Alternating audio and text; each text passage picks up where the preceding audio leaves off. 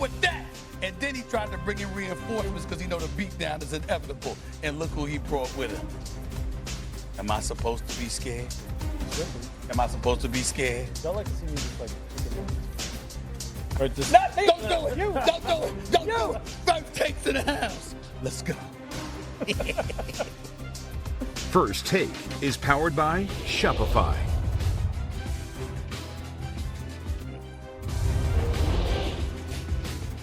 Good morning. What's going on, everyone? Welcome into First Take. As you can see, the whole crew in the building. Always a good day. Stephen A. Smith, Lewis Riddick, Christopher Russo. How are we doing, gentlemen? What's going on? What's going on? You want to get this party started? All right. Jerry Jones joined Good Morning America this morning ahead of kickoff tomorrow when the Cowboys face off against the defending champs in Philly. Jerry has been in the headlines a lot lately after deciding to trade Micah Parsons to the Packers. Here's Jerry on GMA being asked why he decided to make this move now. We have two kinds of cap in the NFL. One of them is draft picks, and the other is the financial, because every team is limited to the same amount of resources to spend. And having said that, Micah enabled us to have 4, possibly as many as 6 players for the future. That's a good trade when you need numbers. I'll take the numbers every time.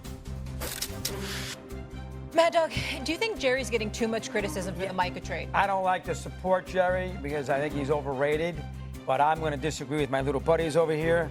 The idea that somehow, some way he got fleeced. What? This is a guy, Parsons, who's had 1 sack in 4 postseason games, whose team couldn't stop anybody with games on the line. Green Bay, San Francisco. Furthermore, Clark's a good player.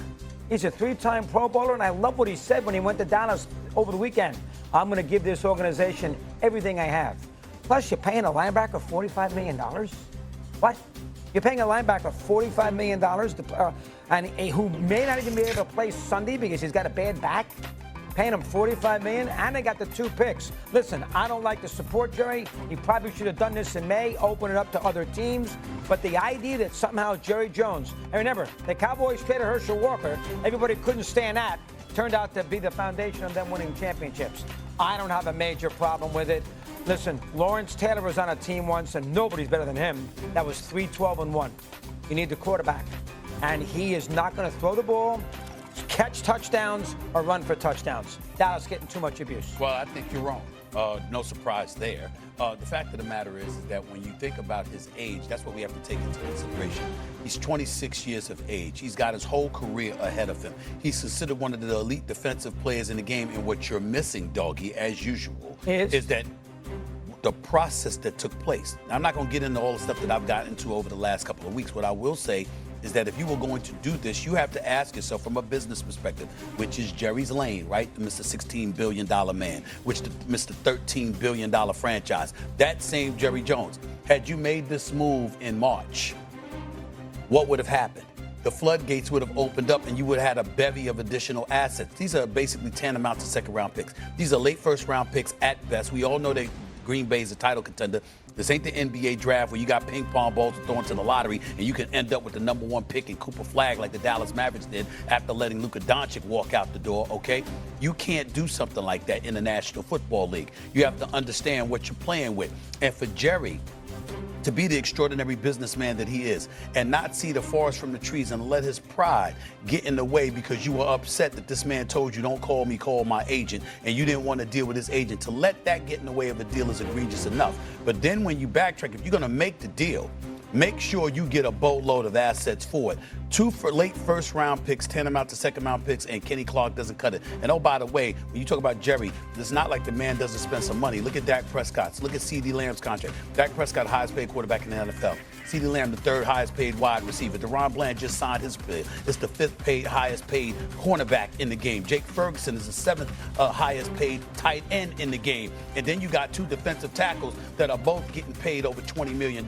So if you can pay those people, you could have figured out a way to either pay Micah Parsons or to make sure that if you didn't pay him, you got a boatload of additional assets for him. You did neither if you're Jerry Jones. And you traded him within a division, in all likelihood, to a team that's going to be in your way, if in a conference rather, if that's all likely a team that's going to be in your way if you get as far as they intend to get.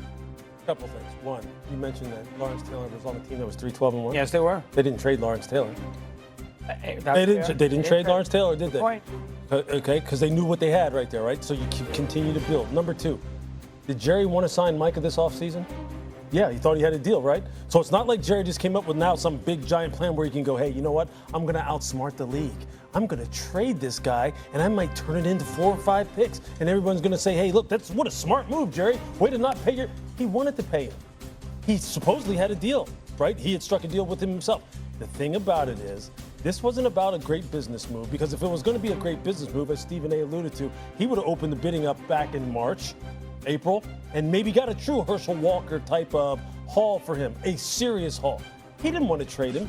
He just didn't want to do business the way Micah wanted to do business, which was with my agent, David Mulugeta, by my side, looking over the details and crossing the T's and dotting I's. That's what he didn't want, for whatever reason it is. As he said in that interview with Stephen A., you know, it was like there was no room for a third and all this other nonsense. It came down to, I'm going to do business the way I want to do. You know why? Because I answer to nobody. And I'm the only GM in the league who answers to nobody. You know why? Because I own the team. So for me, he's not getting too much flack, because this whole thing is convoluted in the first place. You wanted to sign him. You know why you wanted to sign him? Because you had a transformational player on your team that you drafted. Okay, whether or not you have some issues with maybe the way he conducts himself, or you have some issues with his agent, the fact of the matter is you knew you had a transformational player in his prime. Just like the Giants knew that they had one with LT. And that's why they didn't trade him even when they stunk. They continued to build out around him. This is a bad move for them.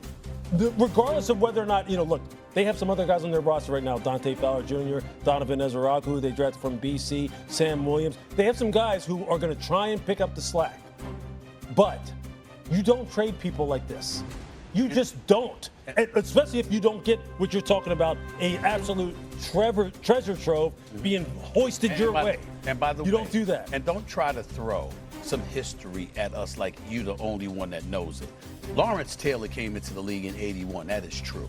All right. If you remember, the next year they only won 4 games. Ray Perkins was their coach. In the year they went 3-12-1, Bill Parcells was a rookie head coach. Right. So again, there was changes in everything that was transpiring within the New York Giants. The very next year, they went to the divisional playoffs in Parcells' second year, and then all of a sudden their run began. So let's not forget that part, okay? As you I made a point. They were 3-12-1, and LT was on a team. But he's on a team. But you're, like Louis Riddick said, he wasn't traded because you knew how valuable he was. You can't look at one player and say, oh, it doesn't matter. What would the Giants have been without Lawrence Taylor?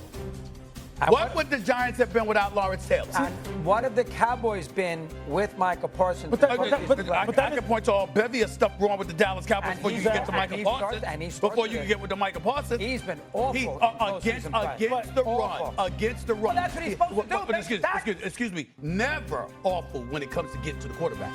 They has never been accused of that. And what was Lawrence Taylor's specialty? Well, as great as he was. Well, he can do everything. But getting the QB. What was it? Getting to the QB instilled fear in the opposition. Fright night having to deal with that man because you knew he was coming for your quarterback. That's Micah Parsons' specialty. There is zero excuse for trading. There's zero. You pay a guy $47 million to be a linebacker, Lewis? You wouldn't have had to pay him. You wouldn't have had to pay him $37, $40. It takes up a lot of your cap space. You're right, it does. That's the price of doing Max business. Crosby got 35. Good players. TJ Watt got 41. Good players get paid. Myles Garrett got 40. And how have the Browns and the Raiders been paying these guys all this money? Have they been good? They just paid them this offseason. Well, they've been good football teams. Okay. Have they made the playoffs? Is it their fault? Hey, well.